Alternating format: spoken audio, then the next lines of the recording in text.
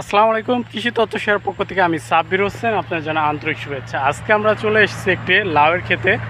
আর এই লাউয়ের ক্ষেতে সমস্যা হচ্ছে প্রতিটি লাউ কিন্তু বাঁকা হচ্ছে। আমি যদি একটু দেখাই, এই যে দেখুন এই লাউটাও কিন্তু বাঁকা হচ্ছে। তার কারণ হচ্ছে ফল ছিদ্রকারী বা ডগা ভাঙা, ডগার ভিতরে যে পোকা বা মাছিটা ইনজেস্ট হয়, সেই মাছিটার কারণে এই লাউটা কিন্তু বাঁকা হয়ে যাচ্ছে। তো লাউটা বাঁকা হয়েছে আমি কিন্তু দেখাই আপনাদের।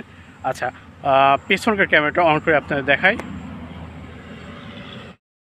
তো দেখুন, এই যে লাউটা বাঁকা হচ্ছে, এই যে দেখছেন এইখানে কিন্তু হিনা মারা আছে। এই হিনা লাগার কারণে যে মাছি পোকাটা হিনা মারে তখনই কিন্তু লাউটা বেঁকিয়ে যায়।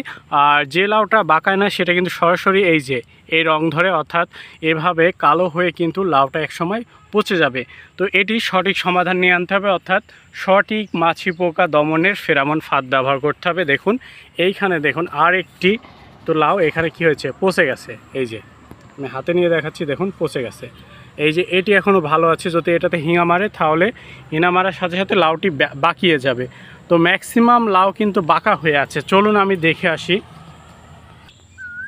তো দেখুন এইখানে একটি লাউ আছে, আমি দেখাই। এই যে এই লাউটা, এই যে দেখুন এখানেও কিন্তু হিনা মারার দাগ আছে, একটা দুইটা তিন জায়গায় হিনা মারছে, তবুও লাউটি সারভাইভ করছে, কিন্তু লাউটি এখনও ভালো আছে, ঠিক আছে।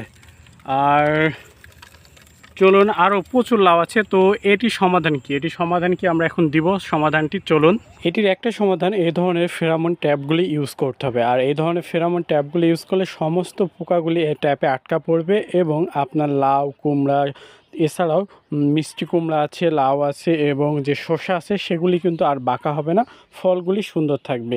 তো চাইলে আপনারা এটি কিন্তু আমাদের কাছে অর্ডার করতে পারেন। আর অর্ডার করার জন্য শুধুমাত্র আমাদের নাম্বারে ফোন করতে হবে, অথবা এই নাম্বারে হোয়াটসঅ্যাপে যোগাযোগ করুন।